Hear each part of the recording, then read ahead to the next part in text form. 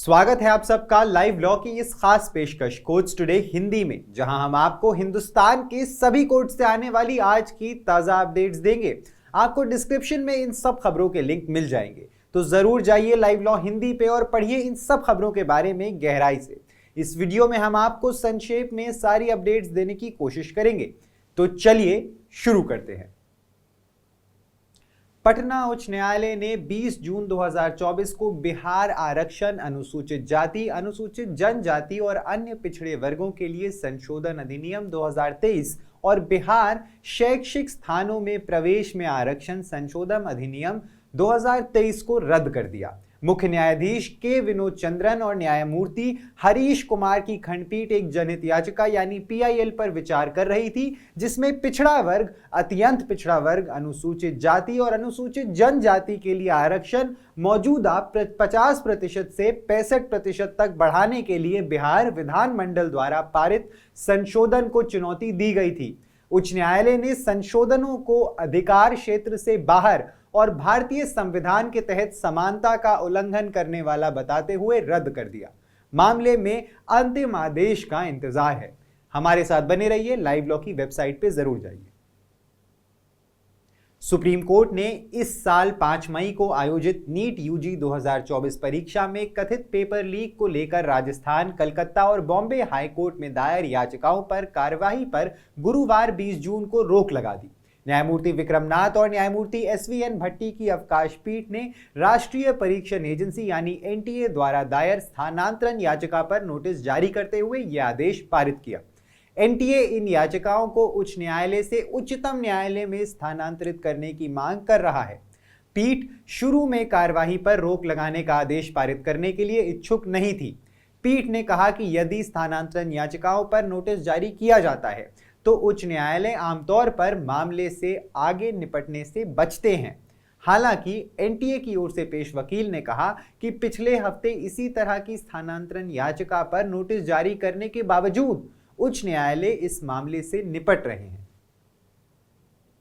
दिल्ली शराब नीति मामले में एक और बड़े अपडेट में दिल्ली की एक अदालत ने गुरुवार को कथित शराब नीति घोटाले से जुड़े मनी लॉन्ड्रिंग मामले में मुख्यमंत्री अरविंद केजरीवाल को जमानत दे दी है।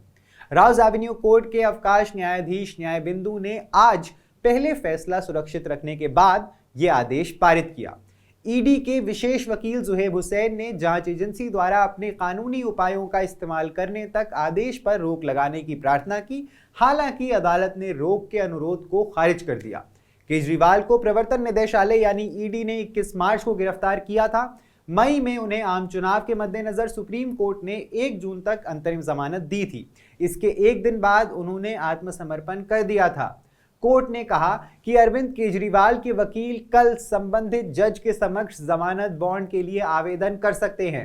न्यायाधीश ने 2 दिनों तक मामले की सुनवाई के बाद आज आदेश सुरक्षित रखा था।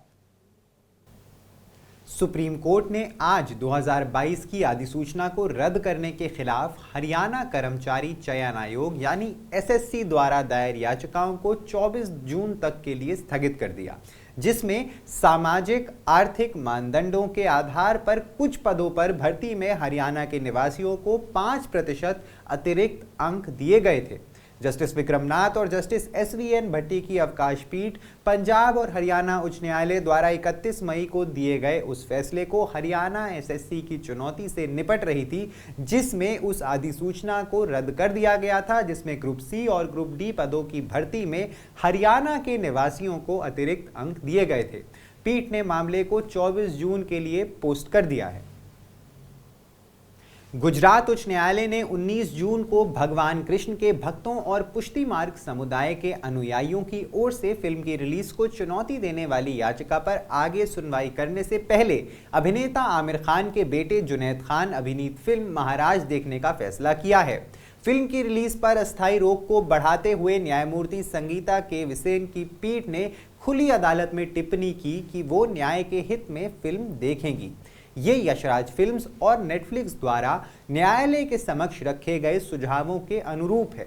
ये ध्यान दिया जा सकता है कि यशराज फिल्म्स द्वारा निर्मित और 14 जून को नेटफ्लिक्स पर रिलीज होने वाली फिल्म को 13 जून को उच्च न्यायालय द्वारा जारी एक अंतरिम आदेश द्वारा रोक दिया गया था। मामले में सुनवाई 20 जून को जारी रहेगी।